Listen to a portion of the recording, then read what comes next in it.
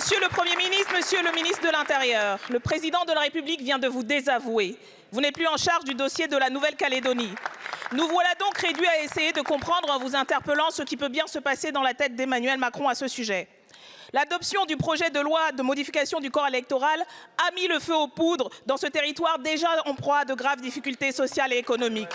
Les conséquences de ce passage en force sont dramatiques et votre responsabilité politique est immense alors que nous déplorons les violences qui ont causé la mort de 6 personnes et de plus d'une centaine de blessés. Tout ceci était prévisible. Depuis des mois, la France insoumise, mais aussi tous les spécialistes du sujet et toutes les personnalités politiques et associatives que nous avons rencontrées dans l'archipel avertissent du caractère explosif de la situation.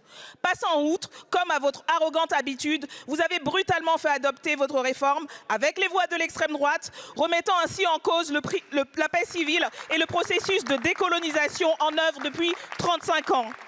La répression n'y fera rien. 171 ans de colonisation n'ont pas réussi à briser les aspirations légitimes du peuple kanak à l'émancipation et à l'autodétermination. La seule voie raisonnable à reprendre est celle du dialogue et du consensus pour l'avenir du peuple calédonien dans son ensemble. Le président Macron part donc ce soir en Nouvelle-Calédonie pour y installer une mission, sans plus de précision. Nous demandions depuis le début la mise en place d'une telle instance indispensable après que le gouvernement, en prenant fait et cause pour les non-indépendantistes, se soit totalement discrédité. Toutefois, cette mission n'a pas de sens sans le report du Congrès ou le retrait du texte. C'est ce que nous vous ont notamment demandé les 4 présidents et présidentes des régions dites ultramarines, personnalités par ailleurs toutes désignées pour composer cette mission qui doit être transpartisane.